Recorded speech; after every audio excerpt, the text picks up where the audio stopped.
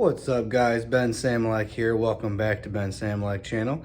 Now we're going to talk about different retirement vehicles. So people who are trying to figure out how to start investing in their future for their retirement. There are different retirement accounts you can invest in.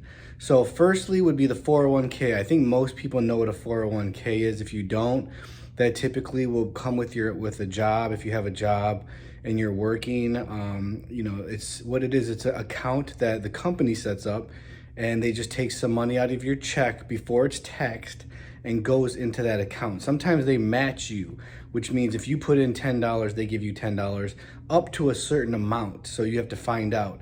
Now, 401ks, the benefit is, yes, your employer could give you a match up to a certain amount. So I wouldn't put in too much more than what they match you if you're going to use a 401k. The negatives is they're susceptible to market crash. So if the market crashes, your account is not protected. There's no stop losses or anything to hedge your account. It just goes down with the market. And if the market crashes, for years, your money goes down. Now, if you're young, you can keep adding to it, and that can, in the long run, then the stocks go back up. Typically in history, if you look at the S&P 500, which I won't get into what that is. If you don't know what that is, go look that up. Has gone up 10% average, in the last however many years, 100 years, I don't know, whatever. So it does go up and down, but in the long run, it has just continually gone on an upswing. So they keep saying add, but there may be a time where this S&P does not continue to go up. So as long as it keeps doing that, sure, a 401k could be a good investment vehicle. But when you get older, it gets to be more risky, because as you get closer to those retirement years, and if it crashes when you're retiring, that could be very dangerous. Your account could cut in half as you're retiring. Not to mention, you have to pay taxes when you take the money out, and we don't know what the taxes will be when you retire. They could be, I always ask people, you think taxes are going to go down, sideways, or up? Almost everybody tells me up. Taxes always go up, right? It seems like with the government, they always want more of our money. So that's the 401k, and I'm going to cover these very generally, and then maybe I'll make videos specifically on each one of these. The next one we're talking about IRA. There's a traditional IRA. Now, an IRA is something you can set up. It's a retirement account. You can just open a Schwab account. And even people tell me when they want to trade stocks, they ask me, Ben, what do I do? It's very simple. You research a brokerage account like a Charles Schwab or Fidelity or something that, Charles Schwab has Thinkorswim. It used to be TD Ameritrade. They bought TD Ameritrade. So you go to their website, and it's very easy. It's like setting up a email account or something. You just follow the steps. You connect your bank account. You can deposit funds, and you can start trading. If not, they usually have videos. You could watch YouTube videos, how to buy a stock, how to sell a stock. Sometimes, like with Charles Schwab, you can call. They have people to help you figure it out. I don't work for them. I'm not making anything from them. I'm just telling you, if there is a link where I can give you guys a link to I'll put it in the description box below, okay? But you just call them, they'll walk you through it, or you go to their website, you set up a traditional IRA, you can deposit funds. You could even, if you quit your job, roll an old 401k into your IRA to start, managing it yourself. Now, the benefit of managing it yourself is you can set up stop losses. You can protect yourself depending what they have for you to be able to trade in that account. You might be able to trade futures or options.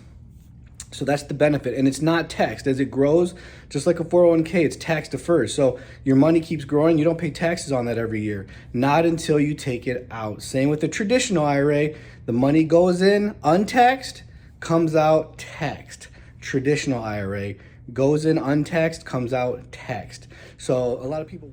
So traditional IRA, like I was saying, the benefits is you can potentially trade different asset classes than stocks. You might be able to trade a futures or an options. You can protect your money.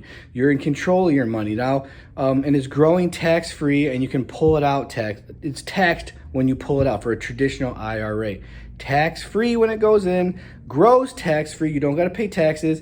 When it comes out, it is taxed down the road when you retire, okay? There is a certain point, too, when you have to take money out of your wealth accounts. There are required minimum distributions. You can look up RMDs when it is required, for you to take those out. And I can do more of that, what RMDs are later, but this is more just general retirement accounts for you to start figuring out how you want to start saving for your retirement. Now, traditional IRAs, one of the negatives is you are in control of your money. So if you don't know how to trade, if you don't know how to manage money, with a 401k, you're just giving it to professionals. They're not really managing your money. Sorry to tell you. You think like, hey, they're professionals.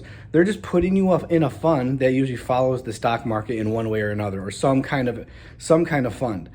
Those funds, like I said, they're not protected. They're not really doing much. And then you pay them fees to do that. So in a traditional IRA, you can find out what funds are, indexes, ETFs, they're called ETFs. I can talk more about that later. But what to invest in for a traditional IRA. I'll make a video for that later. But you could do the same thing in your 401k, exact same, with no extra risk or no extra and you'll probably won't have to pay as many fees, so it'll probably be better if you do exactly what they do. You can do it, okay, on your own. But if you get emotional, if you get worried and you're in control of your money, you got to be careful that you don't sell too early or too late and make bad decisions.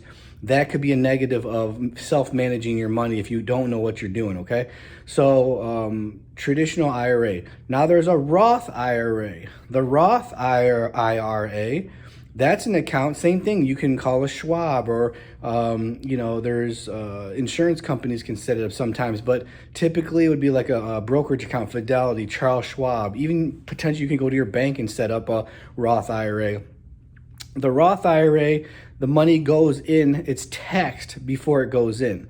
So you pay the taxes on a Roth IRA, then you put it into your Roth IRA. The reason why is because that one grows tax-free, and it's one of the only investment accounts that you can pull the money out tax-free. And the government does not like that one because they want to collect those taxes down the road. And they know, hey, down the road, we'll probably raise in taxes. So we want to collect our taxes down the road.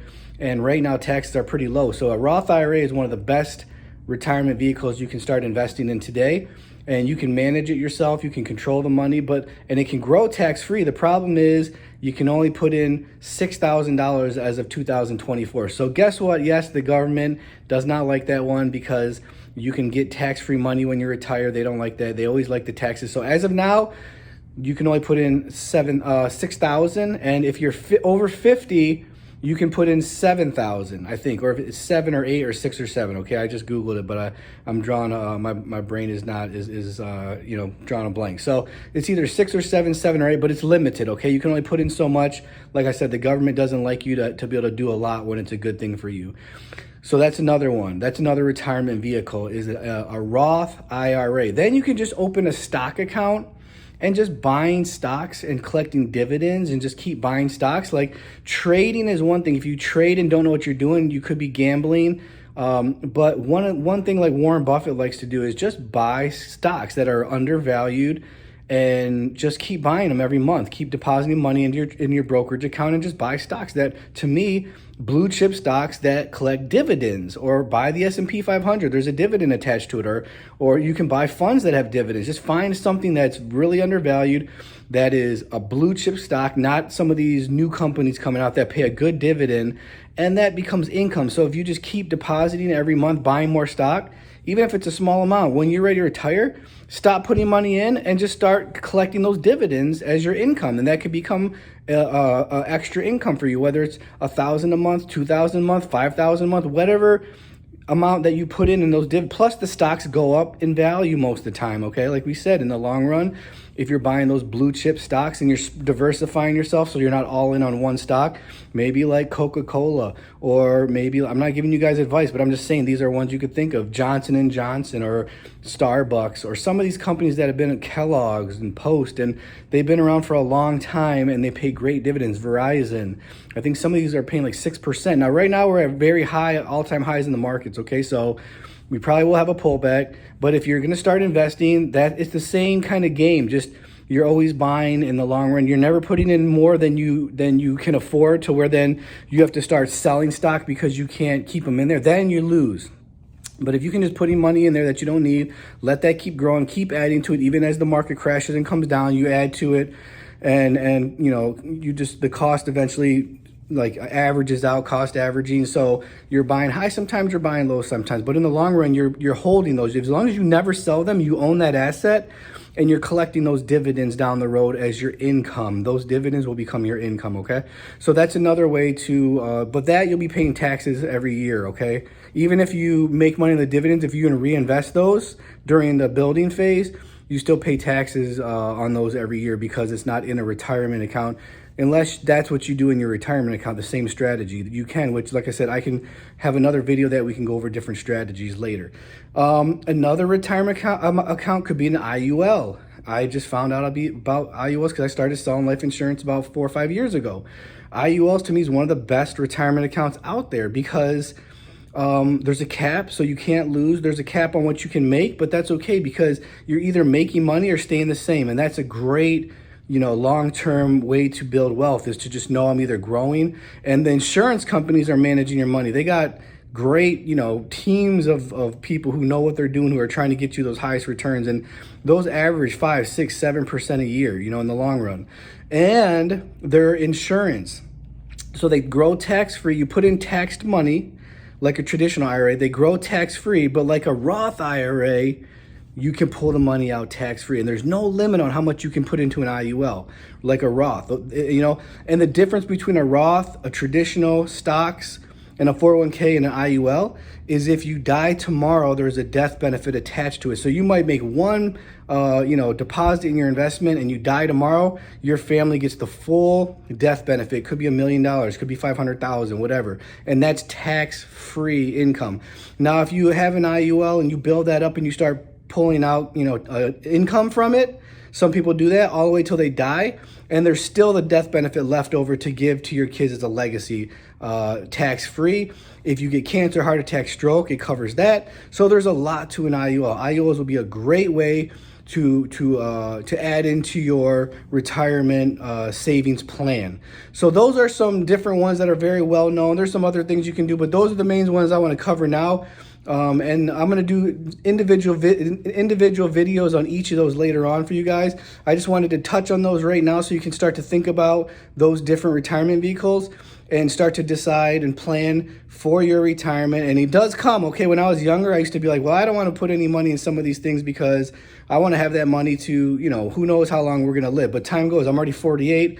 And you come to find out, wow, time goes by, and eventually you are going to be at that point where you're not old. You don't have the energy to work as much. You don't have the capacity. You're going to need to retire, and you're going to want to retire sooner than later. Some of these things I can show you guys in some later videos. How the more you put in, the better you plan, the sooner you guys can retire. And everybody, of course, wants to retire sooner than later, have that financial freedom, not have to work for somebody, get to travel more, travel better, get to have some nice things, get to take care of the family, all the things that we want to do. So tune in next time, and I'm going to give you some tips on each of these, explain more how each of these work. I just wanted to give you guys a general for now. So hope that was helpful. Hope you guys enjoyed the video. Subscribe, like, whatever. See you guys next time. Ben Samulak. Bye.